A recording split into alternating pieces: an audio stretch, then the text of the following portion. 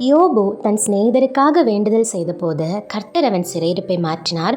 யோபுக்கு முன்னிருந்த எல்லாவற்றை பார்க்கிலும் இரட்டத்தனையாய் கர்த்தர் அவனுக்கு தந்தருளினார். இது யோபு 42வது அதிகாரம் 10 சொல்லப்பட்டிருக்கிற ஒரு வசனம். எல்லாத்தையுமே இழந்து வியாதிப்பட்டு மனைவியே செத்துப்போ அப்படின்னு சொல்லி யோபுவை மனவியாகுலப்படுத்தி ரொம்ப கஷ்டத்தில் இருக்கிற நேரத்தில் யோபுவை பார்க்கறதுக்காக அவருடைய 3 நண்பர்கள் வராங்க. வந்ததும் இல்லாமல் யோபுவுக்கு ஆறுதல் சொல்ல யோபுவை குத்தி காட்ட ஆரம்பிக்கிறாங்க, குற்றப்படுத்த ஆரம்பிக்கிறாங்க.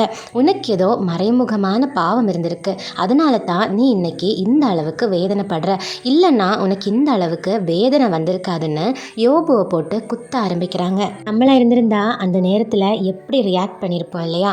ஆல்ரெடி உடம்பு ஃபுல்லாக புண்ணாகி என்ன பண்ணுறதுன்னு தெரியாமல் சொந்த பிள்ளைங்களை இழந்து சம்பாதிச்ச எல்லாத்தையுமே இழந்துட்டு நடுத்தெருவில் உட்கார்ந்துருக்கிற மாதிரி தான் இருக்காரு. இந்த நண்பர்களும் புரிஞ்சு பேசுவாங்கன்னு பார்த்தா யோபுவை போட்டு குற்றப்படுத்திட்டு இருக்காங்க. இந்த நேரத்தில் நம்மளா இருந்திருந்தா கண்டிப்பாக அவங்கள திட்டி அனுப்பியிருப்போம். ஆனால் யோபு என்ன பண்ணாரு தெரியுமா? அந்த நண்பர்களுக்காக வேண்டுதல் செய்கிறாரு. கர்த்தர்கிட்ட இவங்க சொல்றதுக்காக இவங்களை மன்னிங்கன்னு வேண்டுதல் செய்கிறாரு.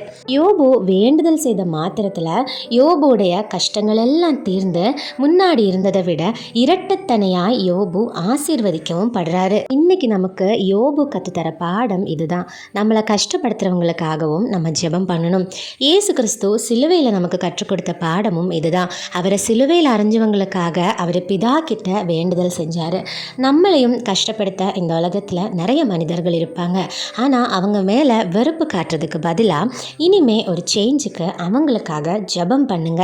உங்கள் வாழ்க்கையில் உங்களுக்கு இருக்கிற ஆசீர்வாதங்கள் எல்லாம் இரட்டத்தனையாய் மாறும். யோபுவை பற்றி இன்னும் அதிகமாக தெரிஞ்சுக்க யோபு யார், யோபுடைய வாழ்க்கையில் என்னெல்லாம் நடந்தது, யோபு கிட்ட இருந்து நம்ம என்னெல்லாம் கற்றுக்கலான்றதை பற்றி தெரிஞ்சுக்க ஒரு ஃபுல் லாங் வீடியோ நம்ம சேனல்லையே இருக்குது. நான் அதோடைய லிங்க் இந்த வீடியோவுக்கு கீழே டேக் பண்ணுறேன்.